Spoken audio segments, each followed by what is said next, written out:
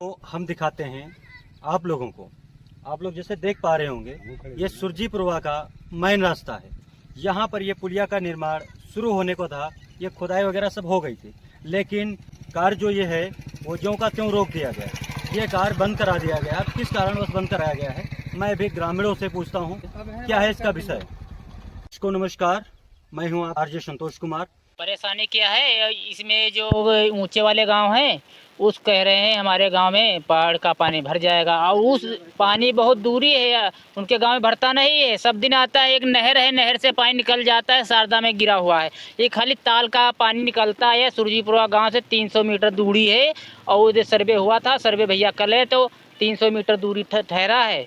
और ये रुकाया जा रहा काम किस कारण रुकाया जा रहा है? ये विधायक जी के तिर गए थे, एसडीएम तिर गए थे, डीएम तिर गए थे, और कोई हमारी बात नहीं सुना। कार स्टार्ट हुआ, इसके बाद में हम लोग जो कार चालू होगा तो हम लोग कह रहे कार चालू होगा तो काम हो जाएगा। इसके बाद में की कारण से ये काम रुक गया है। कुछ ऊंचे गाँव वाले विरोधी हो गए, कह लगे यहाँ हमारे गांव में नकवा टहलेंगे, ये टहलेंगे, ये घाघी में पानी डर निकलता, उस गाँव में कभी नहीं जाता है पानी। और यहाँ के 2 लोग बूढ़ चुके, डूब गए यहाँ हैं। बड़ी दिक्कत हो रही है। अब पानी बरसात आ रही है, हमारा निकास बंद होगा, एम्बुलेंस नहीं आएगा, 100 नंबर नहीं आएगा, हमको करीब कितनी बड़ी दिक्कत हो जाएगी। मरीज बीमार हो जाए तो कैसे जाएंगे हम लोग? स्कूल नहीं जा पाएंगे, ना कहीं हम जा पाए तो हम लोग परेशान होंगे। हमारा नाम पैकरमा दिन को तो यही लग रहा था कि अब काम चालू हो गया, इसके पोल भी गल गए हैं और कोई दिक्कत नहीं है। लेकिन बाद में जो है कुछ जई साहब से और महेश कोटेदार से कुछ लफड़ा हो गया था खोदने टाइम। तो ये कुछ दिन के बाद मियाँ जो है उसका जो है महेश कोटेदार ऊंचे गांव वालों को उकसा दिया, और उकसाने के बाद जो है वो लोग जो है विधायक पर दबाव बनाने लगे। हम भी जाते रहे बराबर, विधायक जी कहते रहे ये काम हो जाएगा, 10 तारीख माल गिरेगा, 12 तारीख हम 13 तारीख में यही बलगलाते रहे। उसके बाद में वो पार्टी जो है कोर्ट चली गई। बाद में पता लगा हम ही लोग भी गए कोर्ट में, याचिका दायर किए, और उसके पहले जो है हम जो है डीएम को एसडीएम को ज्ञापन दिया था। डीएम साहब दौलतापुर तक आए और नाला तक नहीं आए। हम लोगों को यही संशय हुई कि डीएम साहब जब दौलतापुर आए 1 किलोमीटर बाकी रह गया था तो फिर पुल के करीब क्यों नहीं आए। यही हमें लोगों को जो है बहुत बड़ी सोच में हम लोग पड़े थे कि मामला का है कि डीएम साहब आए और यहाँ से वापस हो गए दौलतापुर। कुछ भी नहीं है।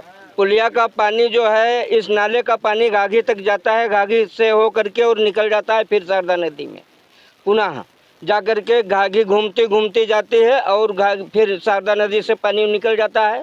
ऐसा कुछ भी नहीं। जो बाढ़ राहत में सामग्री मिलती थी, किटें वगैरह, तो वो क्या हम तो कहते थे उस जांच कर ली जाए। अगर किसी भी गांव में एक भी किट मिली हो, किसी को किट उस ऊंचे गांव वालों को नहीं मिली, उसके बावजूद जो है विधायक जी एक घर टहले हैं।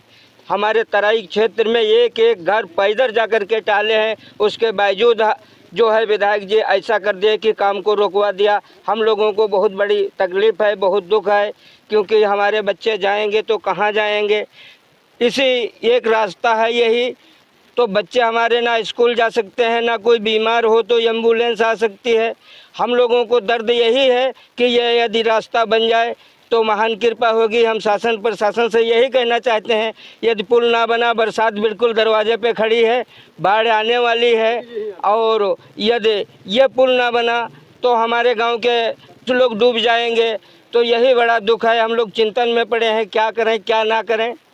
यही विचार लेकर के आप लोगों के पास पहुँचे हैं।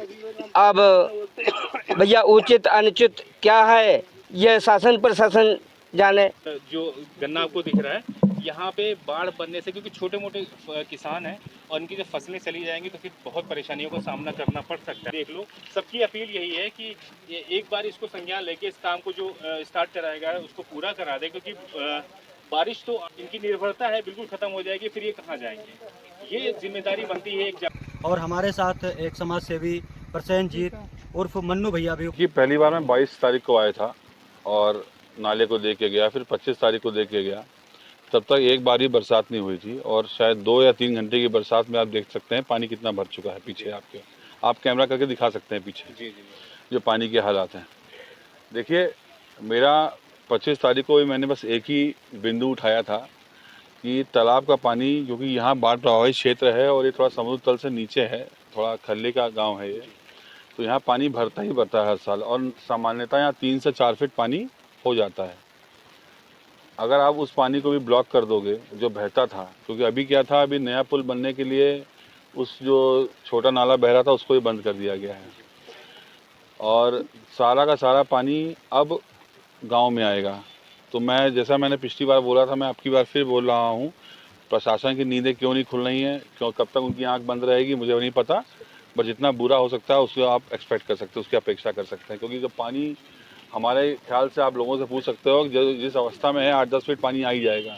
अगर तो क्या हम इंतज़ार कर रहे हैं कि लोग मरें, कि लोगों के मवेशियों का नुकसान हो, लोगों के जान माल का नुकसान हो, लोगों के बच्चों के स्कूल बंद हों, या कोई मरीज़ जो है अस्पताल ना पहुँच पाए? तो हम या तो उस दुर्घटना का इंतज़ार कर रहे हैं, तो वहीं गांव के लोग जो हैं, हमारे साथी लोग, ये 2-4-5 लाख के भूखे नहीं हैं।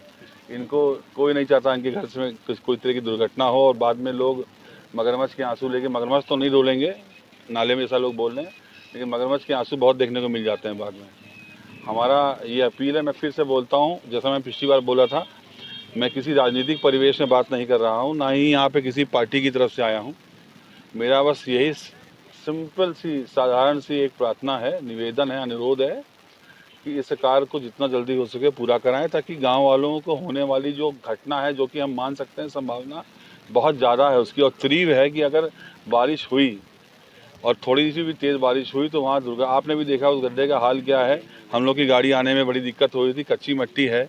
आप ये बताइए, बारिश हो जाएगी और लोग वहाँ से गए और कोई फिसल के अंदर गिर गया, तो मैं फिर बोल रहा हूँ, उसका जिम्मेदार कौन होगा? DM साहब होंगे, यहाँ के इंजीनियर होंगे, विधायक जी होंगे, शासन प्रशासन होगा, या खुद जो है मुख्यमंत्री जी होंगे। यहाँ पे प्रशांत सिंह, एक मेरा सवाल बनता है, क्योंकि यहाँ पे आरोप ये लग रहा है, जो दूसरा पक्ष ये बोल रहा है कि उनका ये नाला बनने से उनके खेतों का नुकसान है।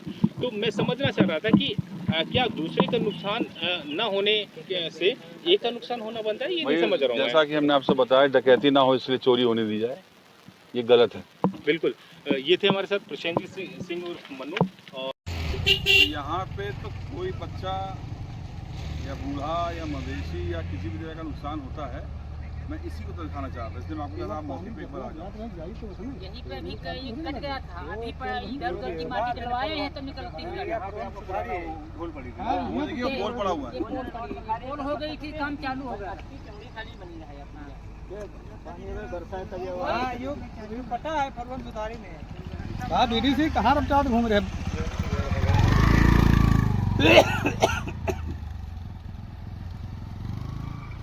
अभी भैया नाला जितना। आइए मिलते हैं अगले अपडेट के साथ।